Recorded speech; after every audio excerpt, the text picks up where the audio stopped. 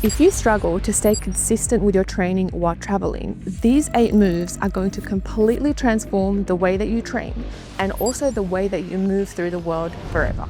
Movement number 1 is the overhead squat. And honestly, if there was one exercise that I would keep for the rest of my life, it would be this. It challenges absolutely every muscle and joint in your body. Not only does it improve your mobility, but also your strength and your overall development for all other exercises. You can start this exercise only using a barbell or even just using a resistance band or a stick if you prefer, until you build up the strength and the stability to hold the bar overhead. And then once you do, you can build up weight incrementally, which is going to make you so strong and so resilient. I also show a variation using a dumbbell here, which I really like because it makes the grip a lot more narrow and challenges the shoulder and thoracic mobility a lot more as well. So practice this. As you get better, you're going to find that you're able to hold the bar overhead a lot more, as well as open your shoulders a lot more, which is crucial to being able to sit down deep into that squat. I do 2 to 3 sets of 8 to 10 reps of this, and then I move on to the next exercise. Quick reminder, my team is working with a small group of people one-on-one right now, where we give you a fully custom mobility program that is based on your limitations, your goals, and your schedule. If you want to see what that looks like, click the link in the description to watch a short video to see how that works. Movement number 2 is the passive hang. There is not a day that goes by where I don't hang in some way or another. And here I show a variation where I opt for a passive hang into an active hang. So you can see me actively pulling down my shoulder blades and then depressing down. And then I go into some dynamic hangs where I swing my feet around. This really opens up the whole spine, especially your lats. And then I go into some bouncing, which again further depresses everything and brings everything down with gravity. So you literally feel 2 feet taller once you come off that bar. If you currently struggle to hang for any period of time, what you can do is place a bench underneath your feet and then assist there, because this still allows you to get the benefits of hanging, which is training your grip. It's also training your shoulders and decompressing your spine, but at a much lesser intensity. So work with that, and then when you build up the strength and the capacity to hold yourself, start to incrementally increase your hanging time. I typically like to do 2 to 3 sets of 1 to 2 minute hangs. Depending on how strong you are, you can do that in one go, or you can just build that incrementally throughout the session. Movement number 3, we move on to the split squat. This is my absolute favorite strength and mobility exercise for the lower body because it trains every single joint from the heel all the way pretty much to the shoulders. So I'm going to show a couple of variations here, starting off with just simply body weight.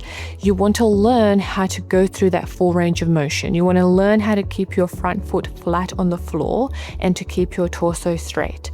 So the goal here is to get the knee all the way past the toe, the hamstring touching the calf, and then push back from that position. You want to imagine there's a piece of string attached to your hip, and that string is leading the movement. So your hip is leading the movement. Another cue that I like to use is you imagine yourself on an escalator, not an elevator. So you're going forward instead of up and down. I then grab some weights and I do the same thing, because the goal of this, once you develop that range of motion and that movement pattern, is to load that pattern, obviously, because this will make you stronger and this will also work to improving your mobility a lot faster. If you currently feel restricted, like you cannot keep your front foot flat on the floor and you can't get deep, you can elevate your front foot slightly onto a plate or onto some height. This will decrease your range of motion. It's going to allow you to get deeper into that movement while still getting the benefits of strengthening your joints. And finally, if you're a complete beginner, you can also do this movement assisted. So grab a TRX or grab a cable, hold onto it with the opposite hand, and then try to get your body all the way down into that position and use the support to balance. I like to do 2 to 3 sets of this, 8 to 10 reps per leg. Movement number 4 is pull-ups. You can't go anywhere without practicing pull-ups. They are the king of upper body exercise, and your hanging is going to transfer over to making your pull-ups a lot better. So here I do a grip that supports the machine that I'm using, but you can use pronated, supinated, neutral grip. I always like to start beginners off with a neutral grip, so palms facing each other, because this is the nicest position for your shoulders to be in. I do 3 to 4 sets of 5 to 8 reps, depending if I'm using extra load or if I'm just using my body weight. I also make sure to come down really slowly. The eccentric portion of the movement is critical for developing strength. Whether you can already do pull-ups or not, I really encourage you to work that position slowly and to focus on your scapula pulling the movement instead of just yanking the bar with your arms. If you currently can't do any pull-ups and you're working your way towards them, what you can do is jump yourself up from a bench. So use that bench to propel yourself up to the bar. Try to get as close to your chest to the bar as possible, and then again, slowly come down into a full hang. So work your way towards doing 3 to 5 reps of 3 to 5 second eccentrics, and then build up from there. Movement number 5 is the single leg locked knee good morning. This is by far my absolute favorite exercise for building resilient hamstrings and improving hamstring flexibility. What you want to do is you want to arch your lower back. I place my backhand on the small of my back so I can feel for the lordotic curve. You want to fold over, aiming to sort of squish something in between your hip flexor.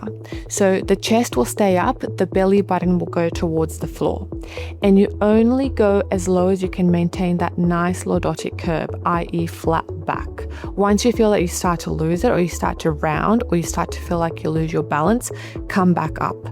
The purpose of this exercise is to go up and down dynamically. I like to do it for 10 reps and then hold the last rep for 10 seconds. Now, holding this position at your end range is where the flexibility is built. It's also where the stability built and where the resilient hamstrings come through. So only go as far as you can maintain a nice flat back. This movement is not a big range of motion. It's almost going to feel too small to have any significant change, but trust me, if you keep doing it, eventually you'll be able to get your torso to the floor, parallel to the floor. And once you're able to do this, you can then build on that by using external load. I use a dumbbell here and I use my back leg to support, because once the weight starts to go up, then obviously the balance is harder to maintain. And we really want to focus on keeping the knee locked. We want to focus on arching the lower back and getting as low as we can whilst keeping that position. I like to do 2 to 3 sets of 10 reps, pausing for 10 seconds in the last repetition. Movement number 6 is Renegade rows. The reason why I love this exercise is because it's very versatile. It trains your core, it trains your stability, it also trains your upper back, your mid back, and it just teaches you to keep the pelvis aligned whilst moving through positions. It's also a great transfer over to other movements like crawling patterns and various upper body and lower body mobility drills. So grab a weight that allows you to actually maintain a really nice spine and to keep your body in position. And then as you pull with one dumbbell, make sure you push into the other dumbbell. So sort of like pushing the ground away as you pull the dumbbell. Alternate in a very sort of controlled fashion, aiming not to move your pelvis at all. So both hips pointing to the ground at all times. I like to do 2 to 3 sets of 10 to 12 reps per side. You can regress this movement just by using your body weight and doing shoulder taps. Again, maintaining nice form, pelvis aligned, hips pointing to the floor, and then just moving your arms. Movement number 7 is the Jefferson curl. This is the best exercise that you can fundamentally do for your spine. We don't flex our spine under load at all in general fitness programs. So you want to make sure that you start this very slowly. You can even start just using your body weight, but eventually you want to build up to using weight. I love using a kettlebell because I feel like it just puts my grip into a nice closed position, which allows my whole upper back, especially my lats, to really open up. But you can use a dumbbell, you can use a barbell, whatever kind of weight you have available. The goal of this is to flex one vertebra at a time very slowly until you get pulled into the bottom position. Weight is important here because it allows you to pull down further.